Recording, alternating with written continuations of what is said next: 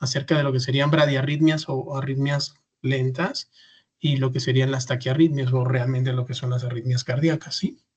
Una pequeña revisión del sistema de conducción eléctrico a nivel del corazón, en el cual vamos a ver el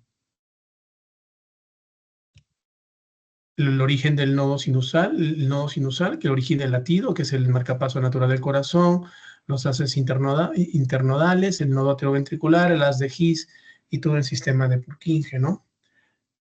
El nodo A sinusal, que se encuentra en la unión de la vena cava superior con la aurícula derecha, la despolarización del corazón, y es lo que vemos en su relación con el electrocardiograma, ¿no? El nodo sinusal origina el latido, y eso nos va a dar lugar a la despolarización de las aurículas. Esa despolarización de ambas aurículas origina la onda P. ¿Sí?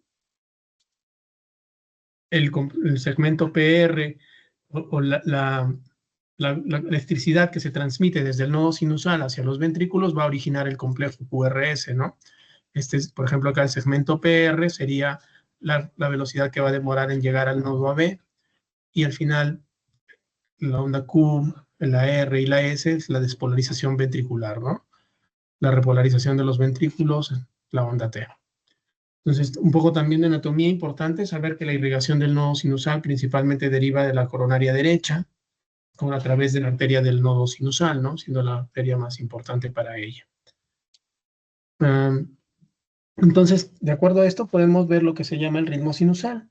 Entonces, el ritmo sinusal se va a caracterizar por la presencia de una onda P, a la cual le sigue un complejo QRS, y después de ese complejo QRS se van a repetir en forma cíclica, ¿no? Aún con una regularidad.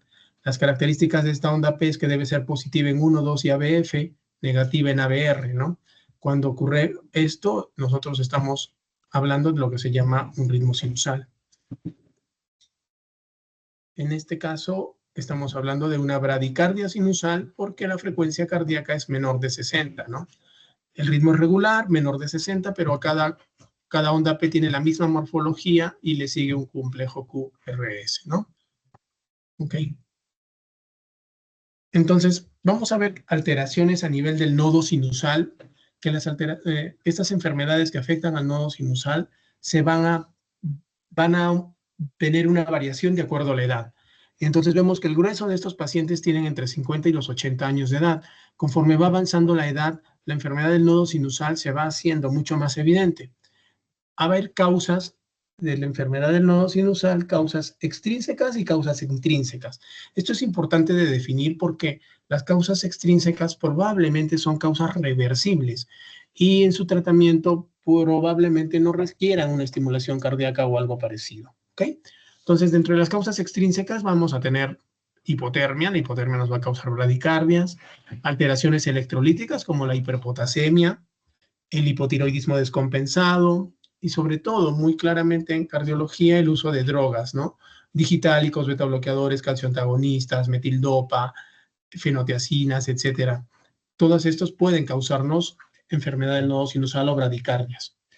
Causas intrínsecas van a depender, por ejemplo, la edad, las personas mayores, pacientes hipertensos, pacientes con cardiopatías coronarias, pacientes con enfermedades reumáticas, por ejemplo, esclerodermia, esclerosis sistémica progresiva, algunas cardiomiopatías, por ejemplo, Chagas, pericarditis, enfermedades congénitas, enfermedades del colágeno, amiloidosis, tumores cardíacos, radioterapia, ¿no? A veces hay algunos tumores que sin necesidad de ser cardíacos pueden comprimir extrínsecamente la zona del nodo sinusal y ocasionar problemas de bradicardia. Entonces, ¿qué síntomas vamos a tener cuando un paciente se manifiesta con enfermedad del nodo sinusal?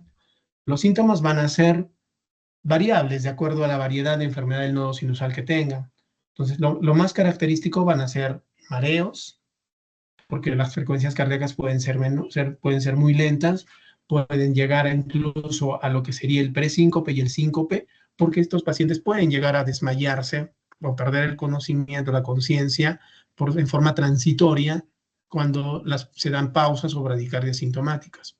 Palpitaciones cuando hay síndrome de taquicardia bradicardia, disnea paroxística nocturna, fatiga y disnea, sobre todo porque son pacientes que no pueden elevar su frecuencia cardíaca con el esfuerzo físico, Y hay muchos trastornos muy inespecíficos, por ejemplo, pérdida de memoria, somnolencia, personas mayores que se quedan dormidas en los sillones.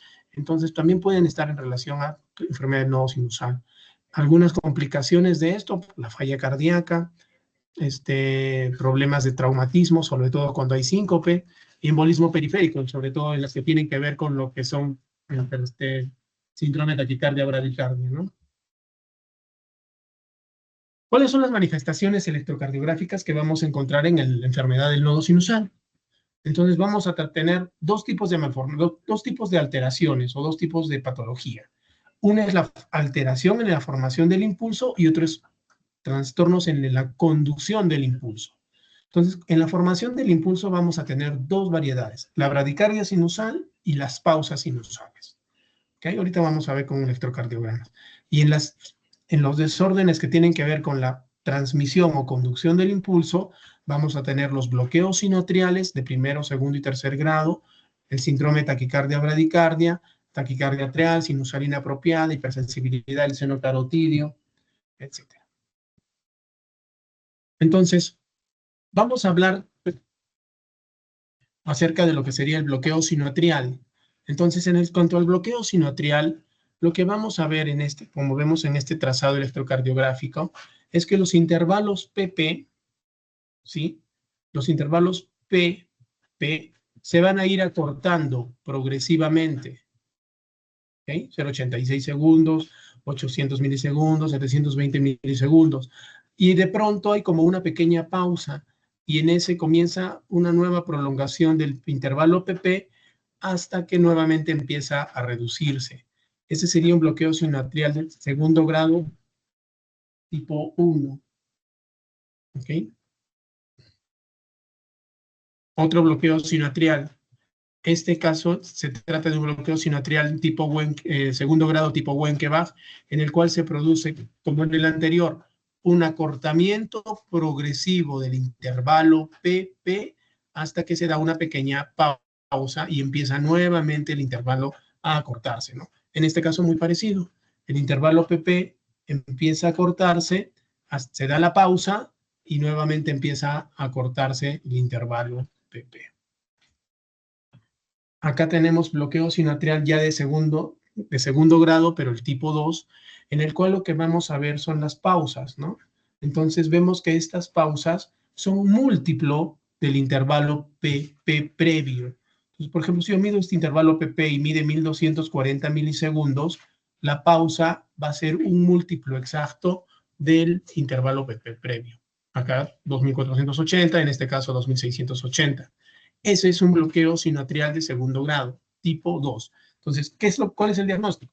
Paciente que tiene una pausa sinusal porque no hay onda P y nosotros vemos que esta pausa es múltiplo del intervalo PP previo, estamos hablando acerca de un bloqueo sinoatrial de segundo grado tipo 2. En este caso algo parecido, ¿no? Vemos que el intervalo PP es 0,86 y vemos que la pausa es múltiplo, el doble de lo que es. Estamos hablando de un bloqueo sinoatrial de segundo grado. Lo mismo, múltiplo exacto, 3. Es importante ver esto de los bloqueos sinoatrial de segundo grado tipo 2 porque nos ayuda a hacer el diagnóstico diferencial con las pausas sinusales. Acá en este caso vemos a un paciente que tiene una pausa sinusal de 6.5 segundos en ritmo sinusal y de pronto hace una pausa, una sistolia, ¿no? Lo que llamamos una parada sinusal. Entonces, en este caso, se escapó con ritmo nodal y si nosotros vemos esto de acá, no va a ser un múltiplo del intervalo PP previo. Entonces, esta es una pausa sinusal como tal. En este caso, una pausa sinusal un poco más prolongada, 6.8 segundos, ¿no? Este es otro caso, un paciente que se le coloca un Holter, 44 años de edad, y en el Holter, cuando se revisa, encontramos esto, ¿no? Que el paciente estuvo prácticamente 40 segundos sin latido, ¿no? Eso se llama una pausa sinusal, prácticamente una sistolia auricular.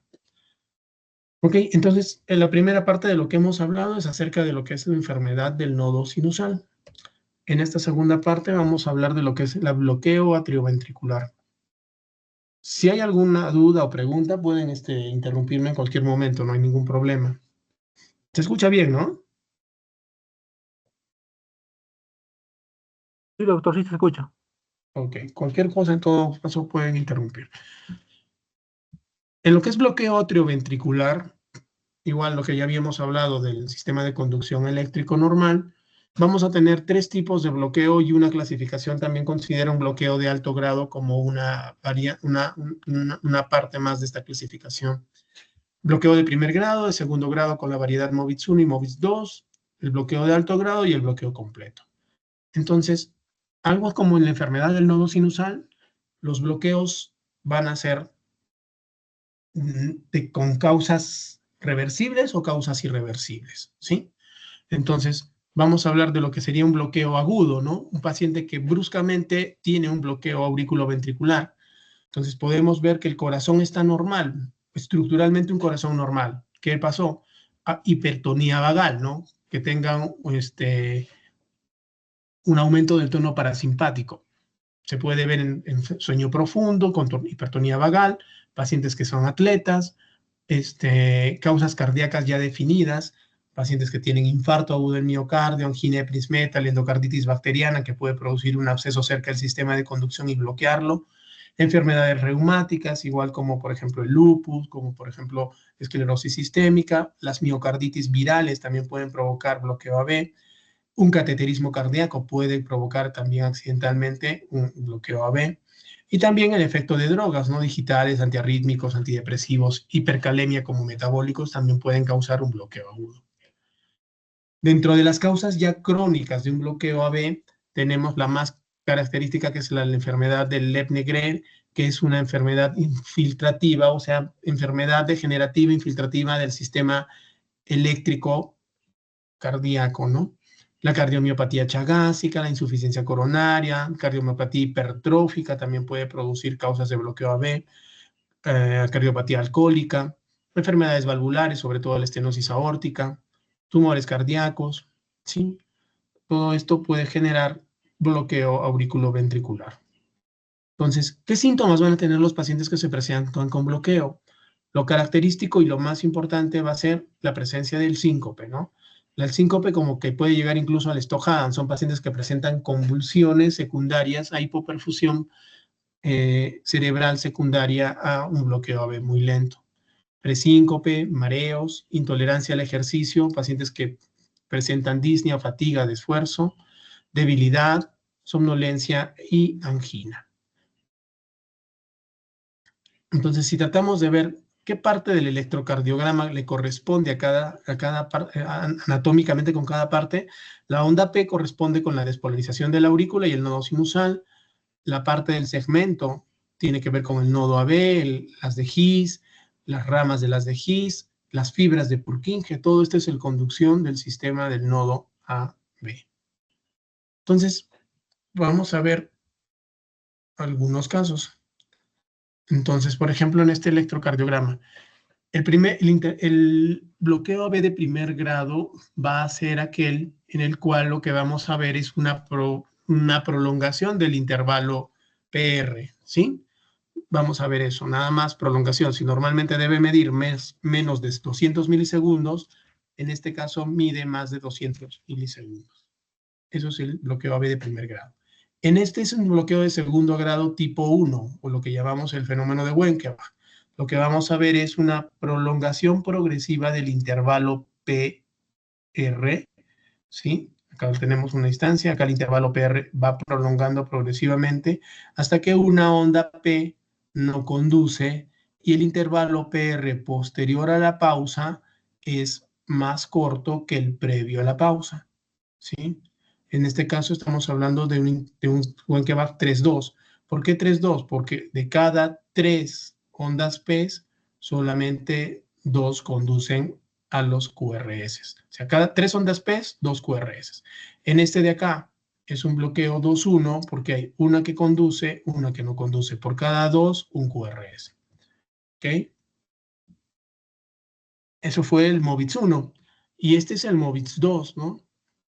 Es un paciente que tiene un bloqueo 2-1. Una que conduce, una que no conduce. Una que conduce, una que no conduce. Es lo que llamamos el bloqueo 2-1. Entonces, Diagnóstico diferencial para ver también dónde está la localización del bloqueo, porque puede ser a nivel del nodo supragiciano o puede ser infranodal o infragiciano, ¿no? Entonces, cuando nosotros tenemos un bloqueo 2,1 de tipo nodal y colocamos atropina, lo que vamos a hacer es que aumenta la velocidad de conducción. Sí, cuando es por hipertonía vagal, la velocidad de conducción se hace más lenta al hacer, por ejemplo, un masaje carotídeo, ¿no? En cambio, en el bloqueo infranodal, nosotros le ponemos atropina y empeoramos el grado de bloqueo. Por eso, en pacientes que tienen escapes idioventriculares muy altos, no es conveniente usar atropina para mejorar la frecuencia porque les aumenta el grado de bloqueo, ¿no?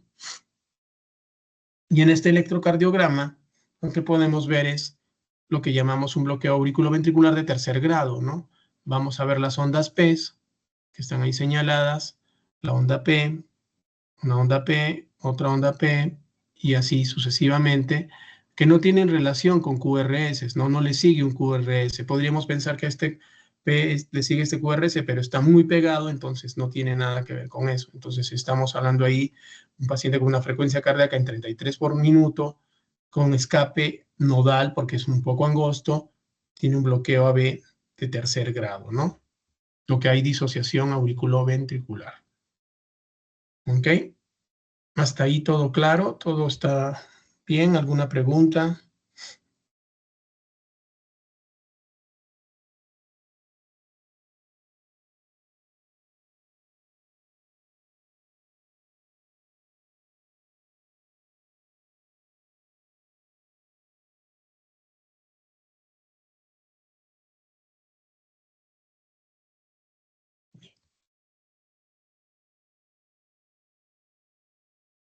¿Todo bien? Todo bien, doctor. Ok, seguimos entonces. Entonces, en esta segunda parte vamos a hablar acerca de lo que sería ya las arritmias cardíacas como tal. Entonces, siempre que vemos un electrocardiograma de un paciente con unas ondas tan terribles como estas, pues siempre es una cuestión como de miedo, ¿no? Porque no vamos a tratar de llegar a un diagnóstico y muchos en emergencia vamos a acabar teniendo problemas para definir qué se trata este paciente. Entonces, como una generalidad podemos manifestar que la arritmia es todo ritmo cardíaco diferente al ritmo sinusal normal, ya sea anormalidades en ritmo, anormalidades en frecuencia o anormalidades en la conducción. Entonces, cuando hay un ritmo irregular, cuando hay un ritmo muy rápido o cuando hay un ritmo que está alterado en su conducción, estamos hablando de una arritmia en general. Y de eso tenemos que tener en cuenta todos los parámetros habituales del sistema de conducción. Ok. ¿Cómo hacemos el diagnóstico de una arritmia cardíaca? Para hacer el diagnóstico es importante tener en cuenta varios factores en la historia clínica. La edad de inicio es importante. De acuerdo a cuándo se inicia una arritmia, podemos determinar más o menos qué tipo tiene. Si es un paciente que tiene 70 años, 60 años, entre 60 y 80 años, lo más probable es que tenga un tipo de arritmia que se presenta a edades avanzadas, como una fibrilación auricular, un flúter auricular. A diferencia de que si es una persona, es un niño o si es un joven, que generalmente tienen las arritmias, van a ser las taquicardias paroxísticas supraventriculares. La cardiopatía estructural. Si el paciente presenta cardiopatía estructural, también nos va a ayudar a definir si hay un tipo específico de arritmia. Ejemplo, si tiene una aurícula dilatada, la aurícula izquierda está dilatada, podemos pensar en fibrilación auricular. Si tiene una miocardiopatía hipertrófica, podremos pensar en que este paciente tiene extrasístoles ventriculares o taquicardia ventricular. Si es un paciente coronario con cardiopatía coronaria, probablemente también tenga relacionado taquicardias ventriculares, ¿no? Y si es un corazón sano, probablemente taquicardias paroxísticas supraventriculares, ¿no? El síntoma cardinal en los pacientes que tienen arritmias cardíacas son las palpitaciones. Y dentro de las palpitaciones es importante definir cómo son su inicio, cómo inician esas palpitaciones, cómo terminan, qué síntomas están asociados, son regulares y si está asociada a síncope para definir su gravedad. Ejemplo, si las palpitaciones inician y terminan súbitamente o bruscamente, generalmente estamos hablando de taquicardias supraventriculares. Si la taquicardia inicia progresivamente y termina también progresivamente, generalmente están asociadas a un mecanismo llamado calentamiento-enfriamiento. Y eso nos habla de algunas taquicardias de tipo automatismo, ¿no? Taquicardias auriculares, etcétera. Taquicardias sinusales inapropiadas y así. Síntomas asociados. Muchos de los pacientes que refieren taquicardias generalmente están relacionadas, tienen síntomas como mareos, palpitaciones, disnea, dolor de pecho, etcétera, ¿no? La regularidad es muy importante, sobre todo a la evaluación al examen o preguntándole al paciente, ¿no? ¿Cómo son sus palpitaciones? Si le dicen que son regulares, generalmente hablaremos de una taquicardia por mecanismo de reentrada. Podrán ser una taquicardia supraventricular, un flúter, etc. Pero si son irregulares, puede ser una fibrilación auricular. Síncope. Si el paciente tiene síncope con la taquicardia, es muy importante definirlo porque es muy probable que sea una taquicardia ventricular, ¿no? Que se origen en los ventrículos. Ahora también va a depender de la velocidad a la cual va la taquicardia, porque si es un paciente que tiene una presión limítrofe, una presión 160, 110-60 y hace una taquicardia en 220, probablemente le ocasione síntomas relacionados a esta velocidad, ¿no? Entonces, los síntomas principales, palpitaciones, es el síntoma cardinal, dolor torácico, mareos, disnea y muy ocasionalmente síncope. ¿Cómo diagnosticamos nosotros las arritmias? ¿En base a qué exámenes tenemos que pedir a un paciente con sospecha de arritmia? Tal vez la herramienta más importante que tenemos es el electrocardiograma. Es muy importante obtener un electrocardiograma en curso de taquicardia, porque ahí vamos a tener todas las herramientas para definir el diagnóstico. Muchas veces no se consigue eso. A veces tenemos pacientes que tienen palpitaciones que les duran 2 minutos, 5 minutos, 10 minutos, y cuando ya van al hospital mientras esperan el triaje y todo, llegan, se les pasa la taquicardia, ¿no? Se les pasa la arritmia, y entonces muchos son tildados, sobre todo mujeres jóvenes, son tildadas de ansiosas, son tildadas de que son personas con ansiedad, histeria, etcétera, y no es así, ¿no? Hay una arritmia de fondo. Valoración ambulatoria continua del electrocardiograma. Esto es lo que conocemos con el nombre de Holter, ¿no? Entonces, la utilidad del Holter va a depender mucho de cuán frecuentes sean las arritmias. Si el paciente tiene síntomas diarios, es probable que yo capte la arritmia en un Holter de 24 horas. Pero si la arritmia se presenta una vez por semana, una vez al mes, es muy difícil que en un Holter de 24 horas pueda yo captarla. Por eso a veces se pide un Holter de 48 horas, 7 días. Incluso hay Holters que son implantables, que son como un USB que se coloca subcutáneamente y nos va a dar el registro de hasta de 1 año y medio, ¿no? En pacientes con síntomas muy aislados. Electrocardiograma de esfuerzo, lo que sería la prueba de esfuerzo. Algunas arritmias se gatillan por esfuerzo físico intenso. Y por último, el estudio electrofisiológico. Ya en este caso, nosotros tenemos la colocación de catéteres intracavitarios para lograr la detección de las señales eléctricas en diferentes partes del corazón. Y de este modo podemos definir bien el tipo de arritmia que tiene el paciente. ¿Cómo vamos a hacer un algoritmo diagnóstico de las taquicardias, ¿no? Entonces, ya sean supraventriculares o sean ventriculares, lo que tenemos que valorar primero es la presencia de estabilidad o inestabilidad hemodinámica.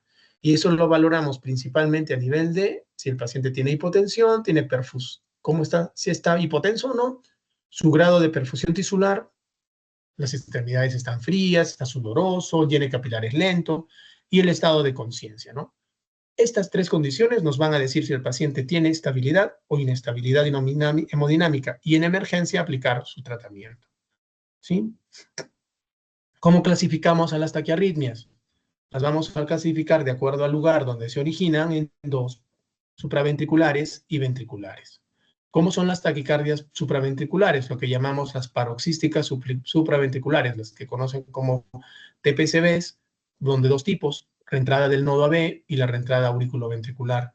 El flúter auricular y la fibrilación auricular son las más comunes, estas 3. También tenemos taquicardia auricular ectópica y taquicardia auricular multifocal, en la cual hay por lo menos 3 morfologías diferentes de ondas PET en el electrocardiograma. Taquicardia de la unión, que se ve mucho en jóvenes. Y taquicardias ventriculares, que van a ser de 2 tipos, ¿no? Las taquicardias monomórficas, holomórficas, relacionadas a QT normal o QT largo, y fibrilación ventricular, ¿no? Esa es una forma de clasificar las taquicardias. Ok, entonces vamos a hacer un algoritmo, ¿no? De cómo vamos a dividir las taquicardias de otra manera. Las vamos a dividir en taquicardias de QRS estrecho o QRS ancho. Es la mejor forma de dividir las taquicardias. Entonces, las taquicardias con QRS estrecho implica que el QRS tiene una duración menor de 120 milisegundos. O sea, su ancho es menos de 3 cuadraditos del electrocardiograma. Entonces, si vemos un paciente, nos dan un electro y vemos que tiene una taquicardia, el paciente está con taquicardia, y vemos que el QRS es angosto, o sea, menos de 120, pasamos al siguiente eslabón y decimos, ¿es regular o es irregular? Si la taquicardia es irregular, entonces el diagnóstico va a ser fibrilación auricular, flúter auricular con conducción variable o una taquicardia auricular multifocal. Y muere nuestro algoritmo en esa parte. Sin embargo, si la taquicardia es regular, vamos a ver el siguiente paso. ¿Hay ondas P visibles? O sea, si vemos las ondas P o no las vemos. Si no las vemos, estamos tratando de una taquicardia por la entrada del nodo AB. Pero si vemos las P, vemos frecuencia auricular mayor que la frecuencia ventricular. Si es sí, estamos hablando de un flúter o taquicardia auricular. Si es no, ya tenemos que hablar del intervalo RP. Ahorita en un electro lo vamos a ver. Entonces, si el intervalo RP es corto o largo, si es corto, menos de 70, estamos hablando de reentrada B. Si es más de 70, una reentrada auriculoventricular o taquicardia auricular. Y si el intervalo RP es largo, generalmente hablamos de una reentrada del nodo AB atípica o una taquicardia auricular. Es importante definirlo eso para la previsión de cómo vamos a usar el material a usar en el estudio electrofisiológico, ¿no? Entonces vamos a ver ahora casos clínicos que más o menos son los que vamos a llevar en el examen para que los puedan también tener. Entonces, este caso, por ejemplo, una mujer de 40 años con palpitaciones de inicio súbito, la siente en el cuello, sudoración, falta de aire, y hace 2 años tiene episodios similares, ¿no? Entonces, este es el electrocardiograma en curso de taquicardia, ¿no? Entonces, ¿qué es lo que vemos? Una taquicardia regular de QRS estrecho. Entonces, me voy al algoritmo, es una taquicardia regular, sí. Es de QRS estrecho, regular, sí.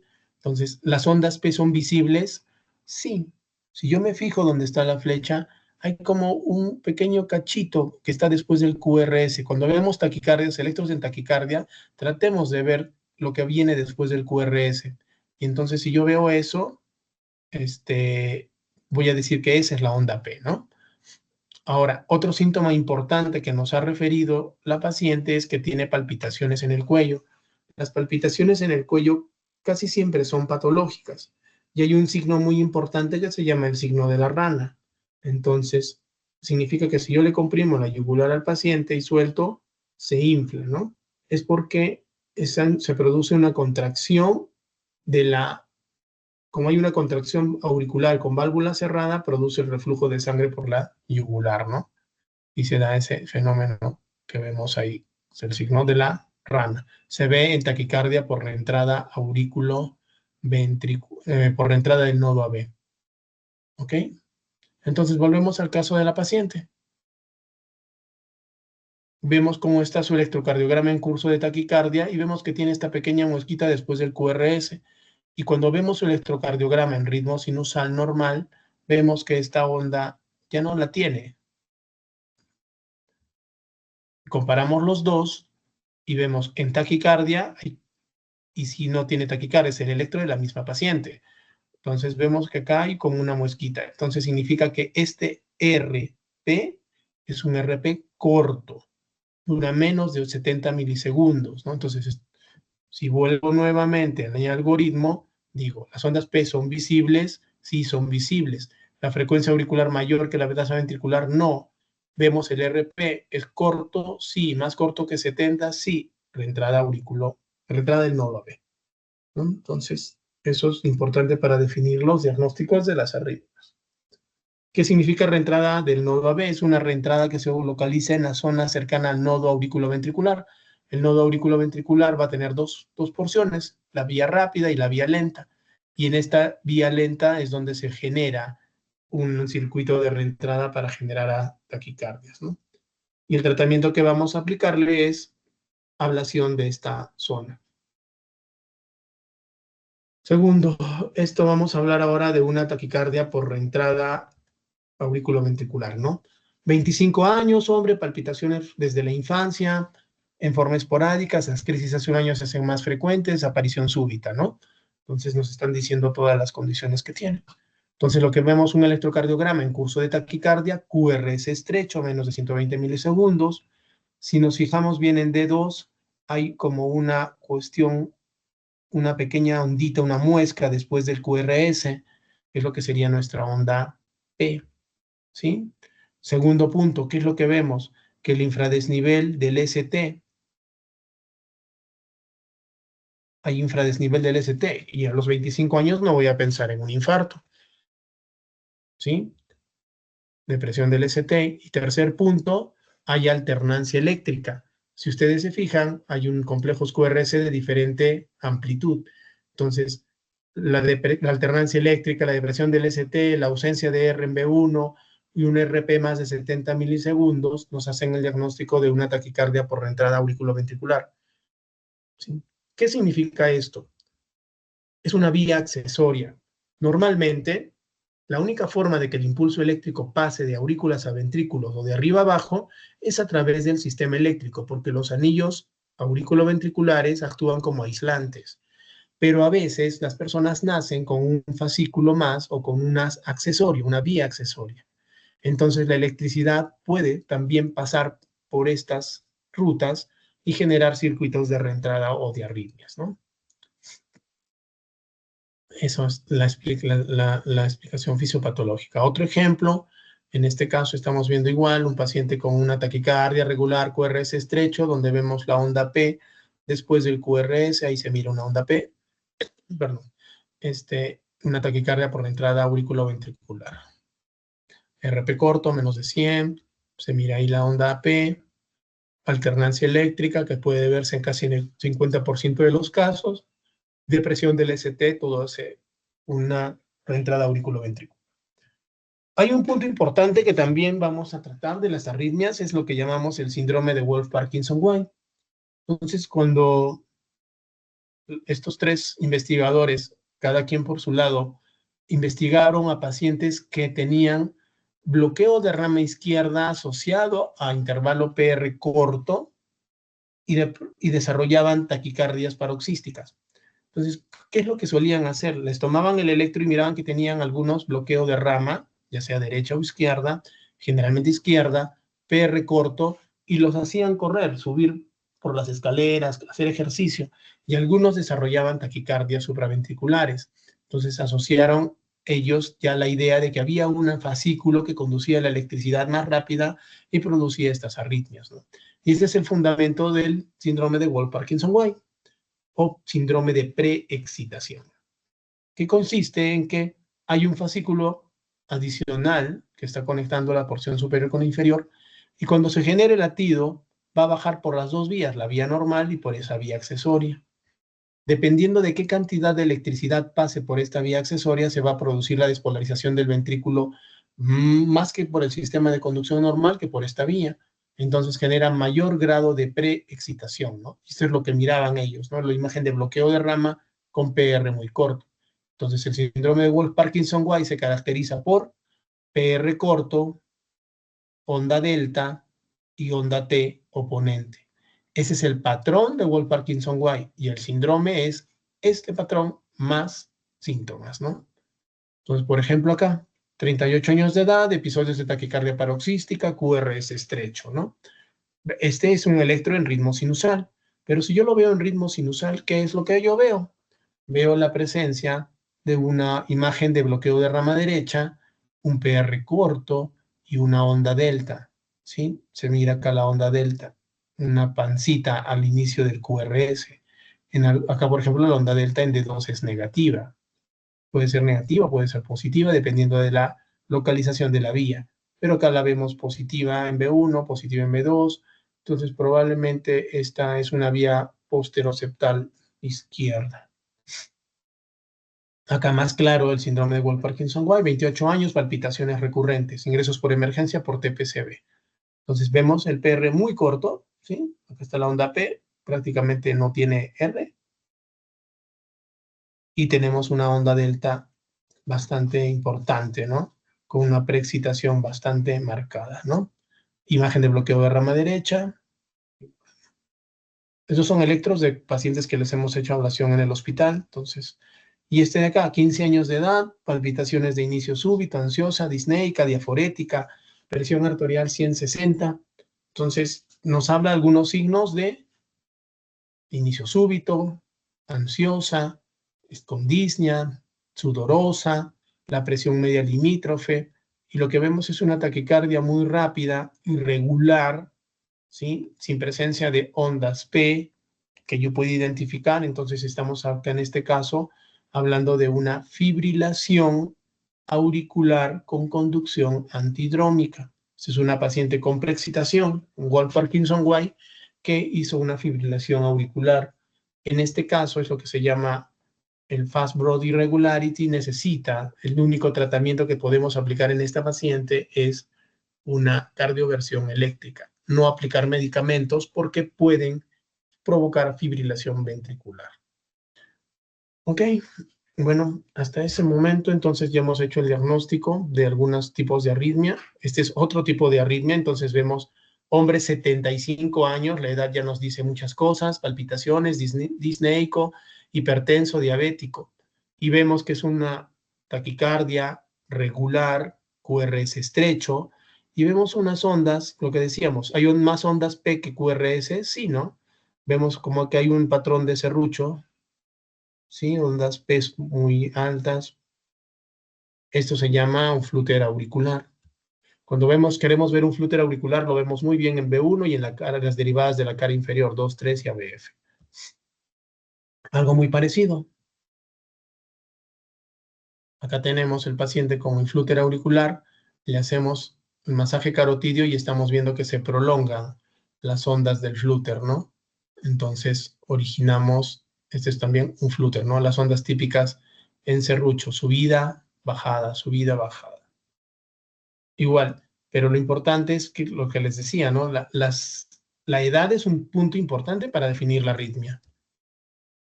¿Qué hacemos también? A veces cuando el diagnóstico no está muy claro, por ejemplo, en este electro podrían decirme, bueno, no veo bien las ondas P, me parece que es una taquicardia regular, QRS estrecho, puede ser una reentrada del nodo AB, ¿ok? Entonces, como el diagnóstico no está claro, pongamos la adenosina con fines diagnósticos. Al yo donar la adenosina, voy a bloquear el nodo AB y se van a ver con mayor facilidad las ondas de flúter, ¿no? Tratamiento. Entonces, el tratamiento de la taquicardia de las taquicardias o de las taquiarritmias va a depender mucho de la estabilidad o inestabilidad hemodinámica. Entonces, hipotensión, shock, falla cardíaca, congestión pulmonar, dolor torácico, alteraciones del grado de conciencia, infarto agudo de miocárdico, todo esto se considera inestabilidad hemodinámica. Y la conducta en los pacientes con inestabilidad hemodinámica es la cardioversión eléctrica sincronizada, ¿sí? Es el único tratamiento que tenemos que aplicar en ese momento. Paciente, no hay otra forma. ¿Listo? Entonces, manejo agudo de los pacientes con taquicardia hemodinámicamente estable y regular. Entonces, a diferencia de los pacientes inestables, que es la cardioversión eléctrica, ¿qué hacemos con los pacientes estables? Entonces, nos da chance de poder hacer primero el diagnóstico y poder hacer el tratamiento. Lo primero es no desesperarse, ¿no? Porque a veces llega una emergencia y lo vemos en taquicardia y lo primero que queremos hacer es aplicarle medicamentos y todo eso. No, lo primero es que el paciente destabilicemos, tomemos funciones vitales, monitoricemos y tomemos un electrocardiograma en curso de taquicardia. Es muy importante. Entonces, si el paciente está estable, vemos si es QRS estrecho o QRS ancho.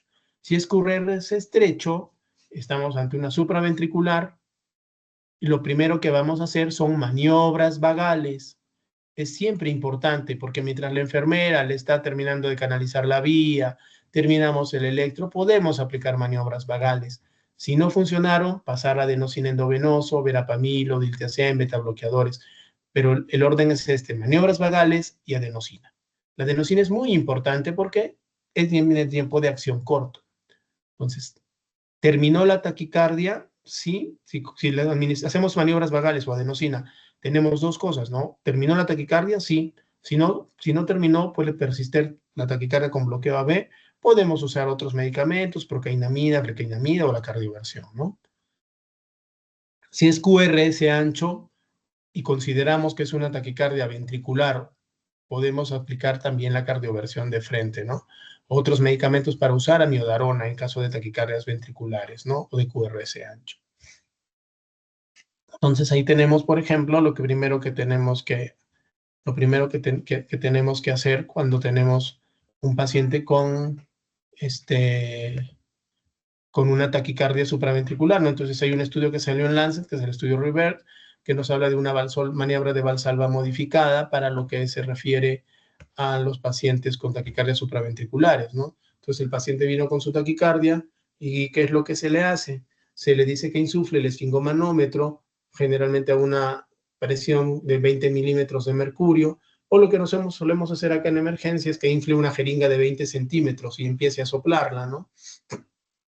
Entonces ahí el paciente está con su esfingomanómetro, va a empezar a soplarlo hasta más o menos los 40 milímetros de mercurio, y una vez que sopló durante 20 segundos, se le recuesta bruscamente en posición de Trendelenburg y levantando las piernas. ¿Ok? Y en eso nos ha mostrado cómo la taquicardia puede terminar, ¿no? Lo que vemos ahí. ¿Sí? Ya estaba el paciente en taquicardia y de pronto, después de aplicar la maniobra, el paciente de taquicardia pasó al ritmo sinusal. ¿Ok? Entonces, la primera medida que podemos aplicar en emergencia es las maniobras de Valsalva. Esta maniobra de Valsalva modificada, o paciente hacerlo toser, paciente hacerlo pujar, que coja sus rodillas sobre su abdomen y puje, etcétera, etcétera. Entonces, este es otro algoritmo para ver si la taquicardia es supraventricular, el origen, lo que habíamos visto y cuál es su manejo. Entonces, si es un QRS estrecho regular y consideramos que si es regular, sí, es inusal, si es inusal, pues es una taquicardia sinusal, hay que identificar la causa de fondo, ¿no? No todos los pacientes con taquicardia sinusal tienen que recibir medicación, hay una causa extrínseca que la está originando. En cambio acá, si no es así, lo principal, ya sea flúter, ya sea taquicardias de reentrada, etcétera, las maniobras vagales son las más importantes. Si logra bloquearse la taquicardia, si finaliza, y estamos ante un diagnóstico. Si no funcionaron las maniobras vagales, adenosina 6 miligramos endovenoso, en bolo y en bala, como decimos nosotros, porque se le aplica directo y rápido y se le levanta el brazo para que llegue rápidamente al corazón. Adenosina 12 miligramos es la siguiente opción. La tercera opción, aplicar una nueva dosis de 12 o de 18 miligramos. Si no hay respuesta de 3 dosis, ya no aplicamos una más. Verapamilo es otra opción. Digoxina también puede usar, pero si no funciona ninguna de ellas, es cardioversión el tratamiento, ¿no? Fibrilación auricular, taquicardia, también puede considerar, de acuerdo a la estabilidad hemodinámica, el ser el uso de medicación o también la cardioversión cuando es menor de 48 horas, ¿no? Entonces, hay guías para el manejo de la taquicardia y eso es el manejo del paciente en el servicio de emergencia, ¿no? Cuando nos ha venido por emergencia. Pero, ¿qué pasa con el paciente crónico? El paciente que ya ha tenido varios ingresos por emergencia, ya hemos definido su diagnóstico. Entonces, ¿qué le ofrecemos de tratamiento a este paciente? Entonces, si ha tenido episodios de taquicardia regular, si hay preexcitación en el ritmo sinusal, o sea, tiene un Wolff-Parkinson-White, es un paciente candidato a ablación. Solo depende que el paciente lo acepte. Esta es una indicación clase 1A, que el estudio electrofisiológico y ablación con catéter. Si el paciente no quiere hacerse este estudio, pues sí pasaríamos a terapia médica, ¿no? Pero si no, la terapia de estudio electrofisiológico y ablación con catéter es lo indicado. Si porque el paciente no quiere ablacionarse o algo así, podemos usar beta bloqueadores, diltiazem o verapamilo, si no hay preexcitación, o podemos llegar a usar incluso propafenona en los pacientes, en otro tipo de pacientes, ¿no? Lo que más usamos en nuestro medio es beta bloqueadores y propafenona. Entonces, lo mismo, precipitación en el electrocardiograma, la evaluación clínica. Si el paciente es sintomático, definitivamente la ablación es lo más importante en un paciente con Wolff-Parkinson-White. Si es sintomático, ablación. Si no es sintomático, podemos hacer algunos estudios como la prueba de esfuerzo, el Holter. Si vemos que es un paciente que tiene preexcitación intermitente o pierde la preexcitación con la prueba de esfuerzo, se le considera como un Wolff de bajo riesgo. A veces algunos optan por observarlo el paciente, pero la tendencia actual es a los pacientes con Wolff-Parkinson-White ofrecerles la ablación porque tienen un riesgo de muerte súbita, que puede ser muy variable entre 0.5 y 1%, pero basado en ese riesgo de muerte súbita, están indicados hacerles el estudio electrofisiológico. Entonces, cuando nosotros hablamos de estudio electrofisiológico, hablamos de colocar catéteres en el corazón, en diferentes partes del corazón. Usamos generalmente radiología en fluoroscopía, en movimiento, y con eso tomamos imágenes. Esto es un registro de imágenes, electrogramas intracavitarios, ¿no? Que tengo, no es un electrocardiograma, es la señal de la aurícula, la señal eléctrica del haz de His, la señal eléctrica del ventrículo, señales eléctricas del seno coronario. Esto es electrocardiograma de superficie corriendo a 50 milímetros por segundo. Ese es el trazado impreso. Entonces ahí perdió la preexcitación del paciente. Entonces normalmente acá está en taquicardia, ¿sí? Una taquicardia de RP 100 milisegundos, mayor de 70, una reentrada auriculoventricular. Y lo que hemos visto es que acá se generó una extrasístole ventricular y desencadenó la taquicardia, ¿no? Entonces hemos identificado con esto dónde está ubicada, de acuerdo a algunos parámetros que tenemos. Ubicamos que esta taquicardia está ubicada en la región lateral izquierda, ¿no? Está generando este problema.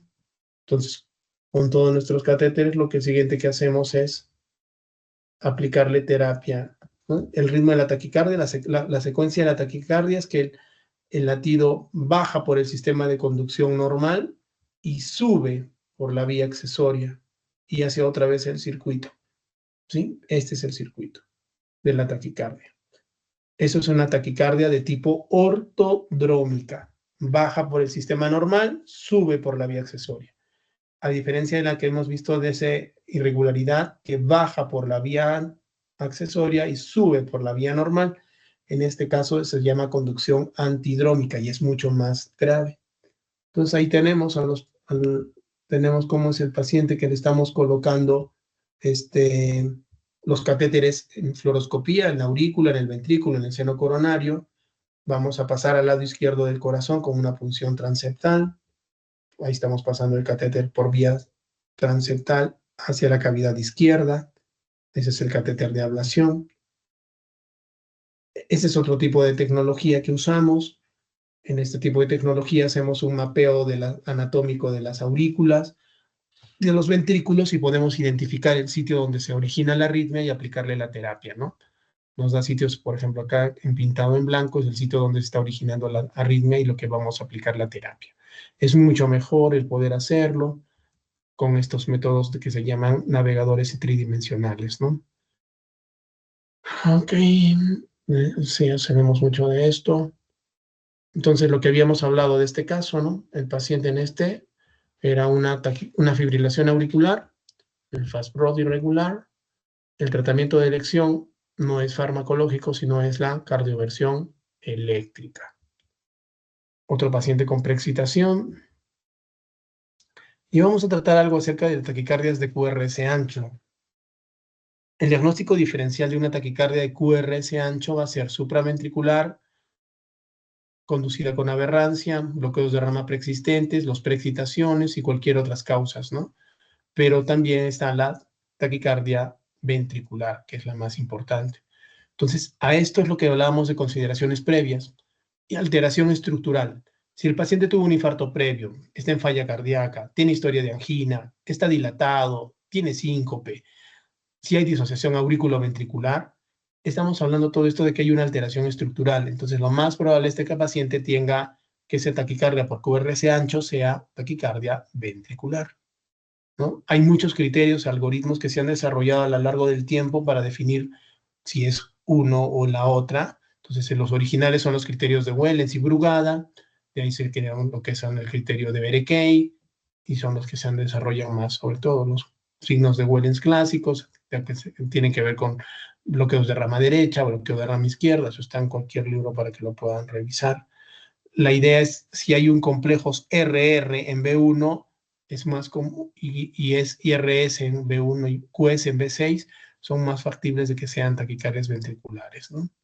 Entonces, hay diferentes criterios. El Berekay, que haya una QS en la derivada ABR, ¿sí? Varios criterios para lo que son taquicardias ventriculares. El Airway PT, que también para cuando duran del origen del QRS a la onda al nadir, si mide más de 50 milisegundos, estamos hablando de que es taquicardia ventricular. Estos son ejemplos de pacientes con taquicardias ventriculares, ¿no?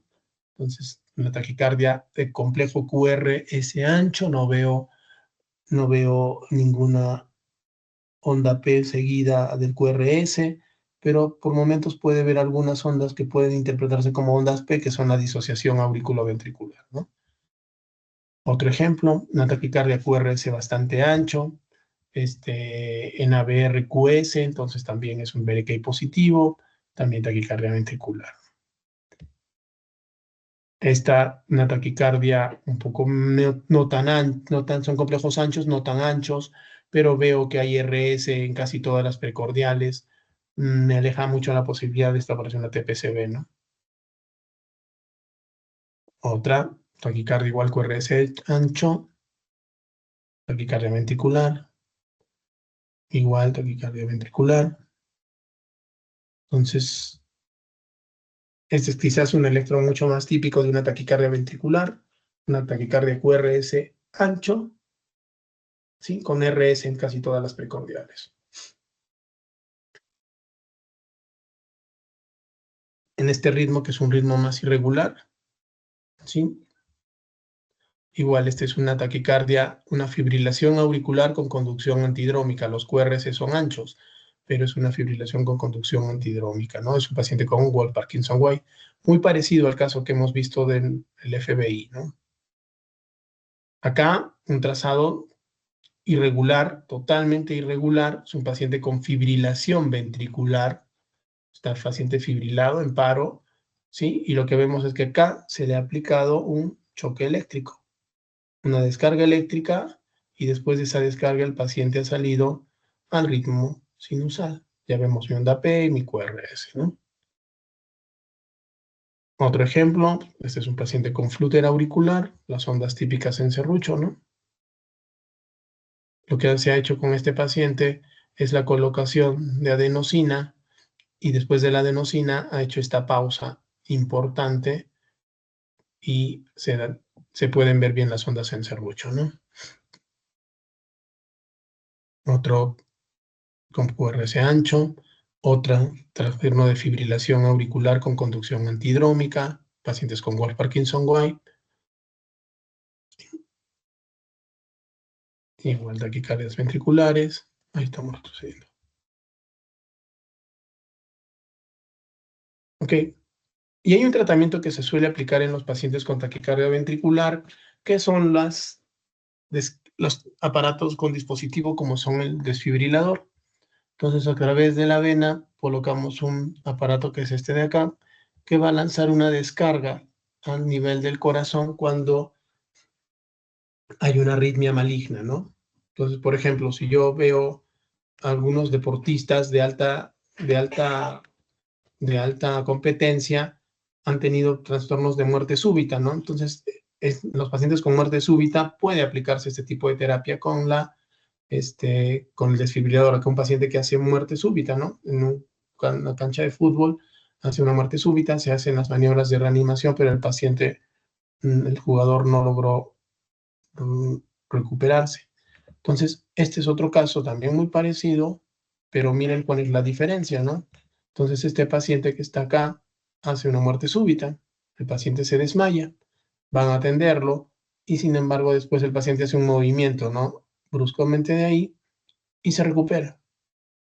Este paciente tenía un DAI, ¿no? Entonces hizo un episodio de una taquicardia ventricular, pero con tener el DAI lo recupera inmediatamente, ¿no? Es lo que, pues ahí, ¿no? Ahí. Entonces hace la muerte súbita y después de eso, si se fijan bien acá, hace una sacudida de su cuerpo, que es la descarga del DAI.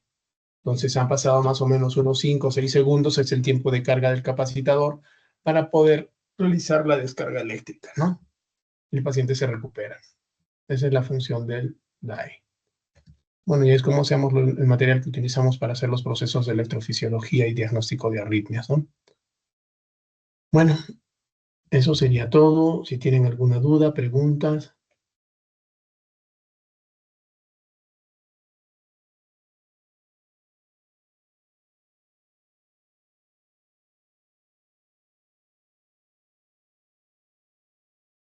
Ninguna duda, doctor, creo. Ok. Bueno, espero que haya sido algo de utilidad. Es muy complicado hacer una clase de arritmia, sobre todo en vía virtual, pero espero que les haya podido ser útil. ¿Listo? Muchas gracias. Buenas noches. Gracias, doctor. Hasta luego. Hasta